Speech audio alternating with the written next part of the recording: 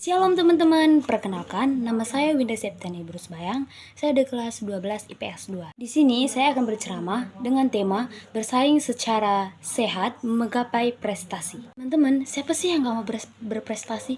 Tentu kita semua pengen berprestasi melalui akademik ataupun non-akademik, ya enggak? Pasti rela melakukan berbagai cara supaya kita bisa menggapai apa yang kita inginkan atau menggapai prestasi kita yang kita impi-impikan selama ini, gitulah kurang lebihnya. Tentu saja kita ingin juga masuk ke 10 besar ataupun 5 besar ranking di kelas. Dan juga kita kan pasti kenapa sih aku meskipun kita merasa udah belajar paling aku selalu rajin belajar, selalu ngerjain tugas tepat waktu gitu. Tapi kenapa sih nggak pernah dapat 10 besar gitu kan, atau 5 besar gitu. Prestasi merupakan suatu yang sangat penting dan sangat berharga bagi kita mahasiswa. Dan juga kita pasti rela melakukan apa sih yang bisa menambah akademik kita gitu kan. Yang pertama tuh kalau dari aku misalnya kita harus tepat waktu, mengumpulkan tugas, menjawab pertanyaan guru yang diberikan guru, dan tidak membagi ilmu yang kita kuasai gitu.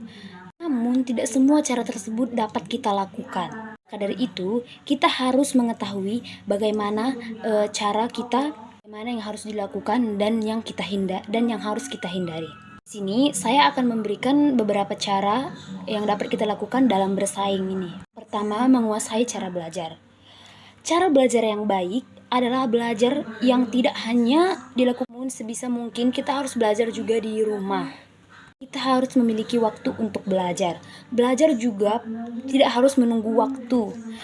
Contohnya kalau kita dikasih tugas kita nunggu, contohnya Senin kita ada agama, guru kita tuh ngasih kita tugas agama pada hari Senin kan. Jadi Rabu kita udah ada agama lagi. Jadi kita tuh malam Selasanya baru malam Rabu baru kita mengerjakan agama itu. Jadi kan itu artinya mendadak, kita tuh mepet, jadi kita nggak udah buru-buru terus kita ngerjainnya malam-malam. Itu yang buat kita nggak fokus dengan soal yang diberikan guru atau pertanyaan yang dikasih guru sama kita di tugas kita itu gitu. Maksudnya kalau kita dikasih tugas itu kita harus menyelesaikan jauh-jauh hari sebelum hari mapel itu berlangsung lagi gitu. Yang kedua, terampil membagi waktu. Contohnya kita kan sebagai mahasiswa gitu, kita masih anak sekolah. Jadi contohnya kita membagi waktu, kita bagi waktu belajar, kita bagi waktu bermain, bagi waktu ngerjain pekerjaan rumah, bagi waktu main handphone dan segala macam. Kita harus, kalau sebagai anak sekolah kita harus terampil gitu. Yang ketiga itu sukai semua mata pelajaran yang ada di sekolah. Kadang kan orang tuh nggak suka matematika, fisika, kimia. Karena apa? Karena itu menghitung, menghafal, jadi kayak lebih susah banget gitu. Kalau banyakan orang sih, kalau menurut aku kita harus menyukai semua mata pelajaran, karena kan itu nggak cuma kalau contohnya kita cuma suka mata pelajarannya 3, nggak mungkin kita itu favoritkan bertiga gitu, nggak mungkin itu bertiga yang kita pelajari terus menerus kan. Otomatis itu kan kalau di dalam sekolah tuh kan contohnya 13 mapel, yaudah 13 mapelnya harus kita sukain, bukan harus kayak memfavoritkan, enggak. Jadi kita harus kayak menguasai materi atau ya ikuti alurnya aja gitu. Dan yang keempat itu kita nggak boleh ngeluh, jangan ngeluh gitu. Kadang kan banyak guru kita yang ngasih kita banyak tugas ini gitu, dan kita merasa kayak aduh terbebani banget sih, banyak banget gitu.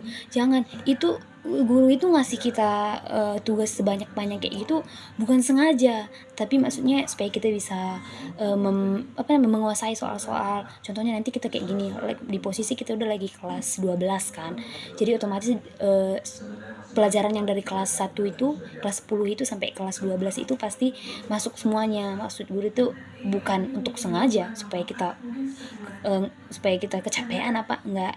Jadi itu buat kita latihan soal-soal. Juga kalau kita punya tugas dari guru itu, kita harus mengerjakan dari rumah, jangan ngerjain di sekolah gitu. Karena kan otomatis kalau kita ngerjain di sekolah itu kan udah waktunya mendadak, terus itu otomatis kita pasti nyontek dari kawan kan.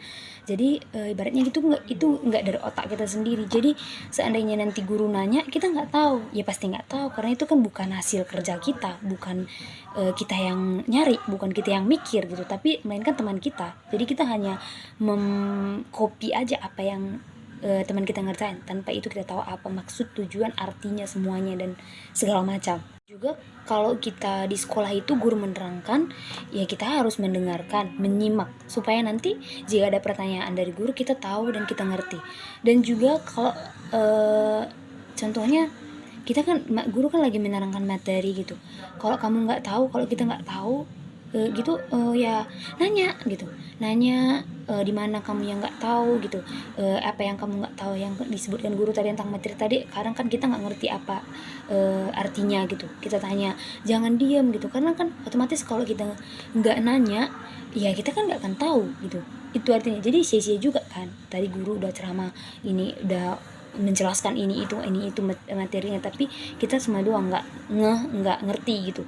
Jadi itu menurut aku ya kita bertanya nggak apa-apa, ya nggak apa-apa diketawain sama kawan-kawan, yang penting kan kita udah tahu, nggak bingung lagi gitu. Yang terakhir itu motivasi dari tema yang aku ambil tadi, peliharalah motivasi belajar, semangat dan kemauan belajar gitu, mau pokoknya pengen, pokoknya setiap punya belajar itu harus punya kayak iya aku harus kayak gini gitu, ibaratnya penasaran gitu, aku harus cari tahu tentang ini, karena kita nggak tahu kan, jadi kita penasaran cari tahu ini apa sih, maksudnya apa, artinya apa gitu. Karena itu peliharalah motivasimu, motivasi belajarmu, jangan sampai menurun sehingga memengaruhi hasil belajar kamu.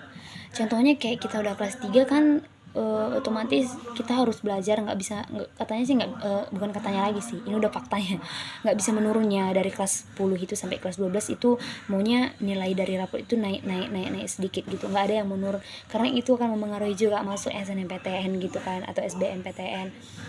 Sekian dari saya, dan kalau ada salah kata dalam saat saya ceramah, saya minta maaf, dan juga tetap jaga protokol kesehatan, banyak makanan-makanan yang bergizi dan minum yang banyak. Terima kasih.